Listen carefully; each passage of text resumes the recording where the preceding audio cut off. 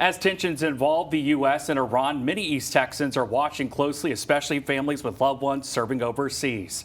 Joining us now to talk about the situation and what it could mean here at home is East Texas Congressman Nathaniel Moran. Congressman, thanks for being here. Kind of explain to us what your first reaction was to where things stand right now. Well, thanks for letting me be here. It's an important conversation to have. I'll tell you, I support fully what the president has done this last weekend. I said the same thing several months ago when he bombed the nuclear facilities in Iran. This is a national security issue for us, and it's not just short-term, it's a long-term security issue. And the president was very clear with Iran. Come to the negotiating table, reach a peace deal, or there's going to be more. And sure enough, they wouldn't heed his warning, so there is more. Now, I guess, Congressman, my next question for you, are there credible threats of retaliation against U.S. soil or American base right here, right now? I don't know of any specific threats, though. This last weekend in Austin, we certainly saw an attack that looks like it's connected. A gentleman that was wearing an Iran flag and somebody that obviously was intending to do harm to a large group of people and perhaps based in terror, and looks that way. And so we need to have our head on a swivel. Everybody needs to be very diligent about what's going on around them. If they see something, they need to say something. I don't think that our folks ought to live in fear.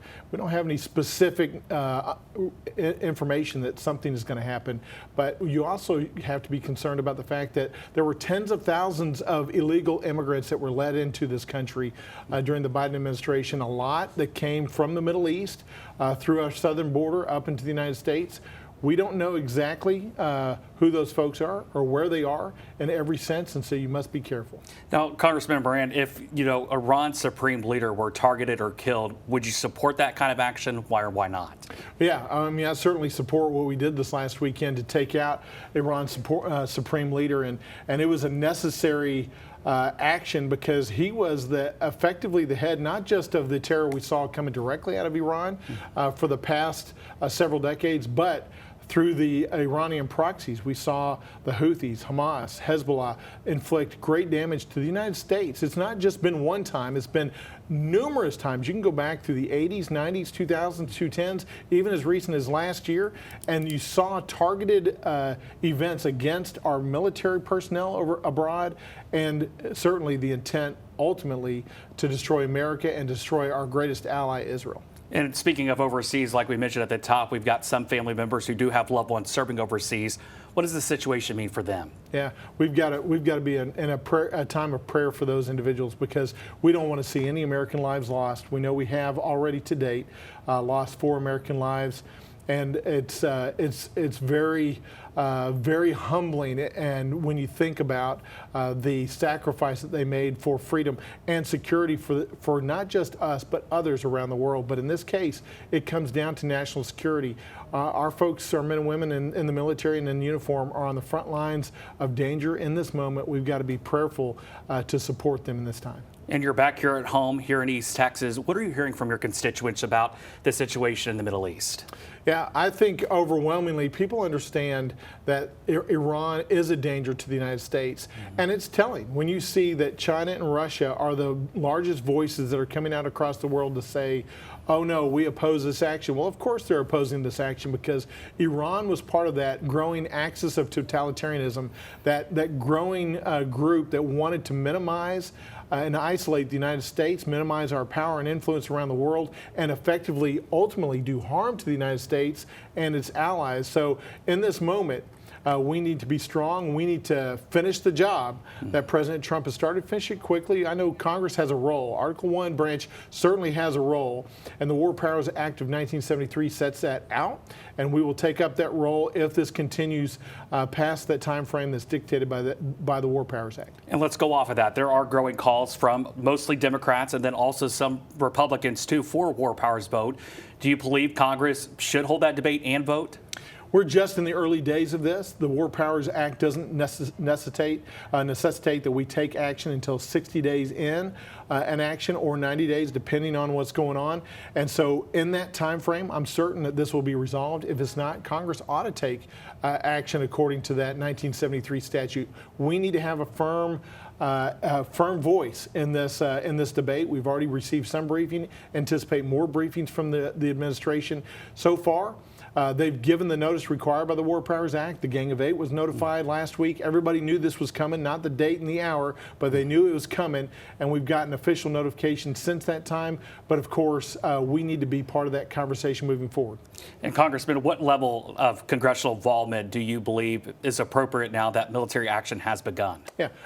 Certainly, we need to be out doing this right here. This is number one. We need to be out conversing with our constituents, letting them know what's going on, hearing from them, pushing that information back up to the White House. We need to be in communication with each other as colleagues and also with the administration to understand the nature of all of the classified information that gave rise to this specific action at this specific time.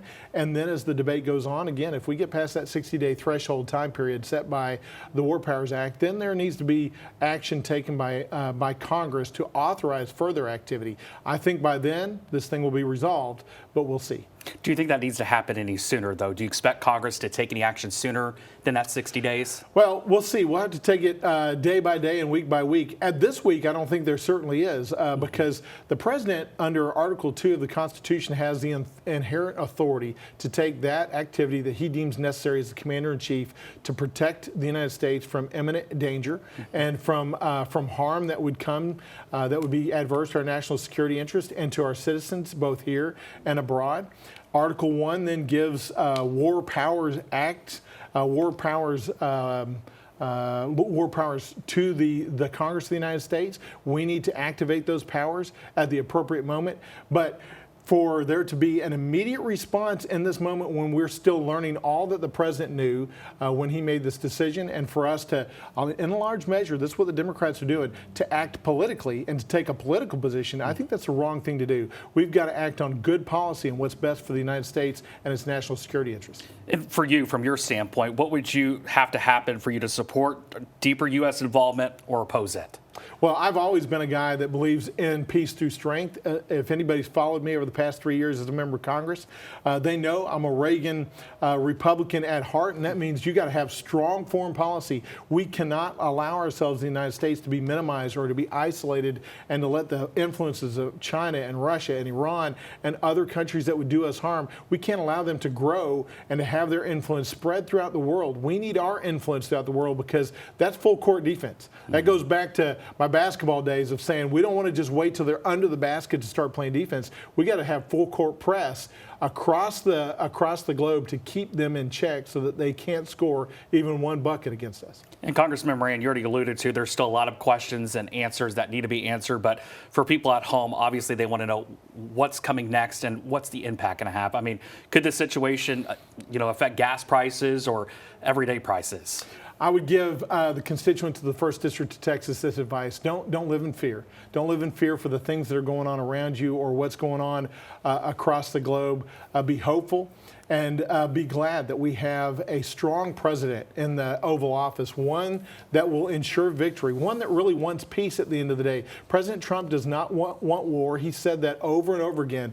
But to get to a place of peace, you have to exercise strength, and sometimes it means you've got to use military force to put down those forces that intend to do us great harm. And what are you telling these local businesses here in your district about the possibility of economic fallout? What are you telling those people? Well, I think the economy is looking good for 2026. If you look at what we did in the One Big Beautiful Bill last year, we have a resilient and a growing economy. We've got inflation that has been greatly reduced. We have a border that's now secure. We have a sovereign nation again. We have interest rates that are coming down, gas prices that are way down over they were when the Biden administration left. We've got more work to do, but as people begin to file their taxes this year, they're going to find out that individual taxes for families, for farmers, for businesses across the board are much lower. And what that means for Americans is greater prosperity, because it means greater freedom for them, because their taxes, it's their tax dollars, not ours. Their taxes stay in their own pocket. They don't come to the government. And lastly, for you, Congressman Moran, what should East Texans be watching for in the next coming days? I think we need to be watching for how the rest of the world coalesces around what's happening in the Middle East. We've already seen movement by a number of Arab countries to come alongside the United States. Iran may made a miscalculation, I think, in response to what we did. They started firing missiles at other Arab countries. And when they did that, I think what they expected was those Arab countries would put pressure on us to end the conflict immediately. But instead, those Arab countries have joined up now and said, you know what? That was the wrong move, Iran, and now we're with the United States. And they understand that a stable, secular government in Iran is critical and important to the entire region, to their own security, to their own prosperity, to their own stability. So they want to join up with the United States. They know President Trump is in the right in this, and they're on the right side. All righty, Congressman Moran, thank you for your time and your insight. My pleasure. Thank you. Thank you.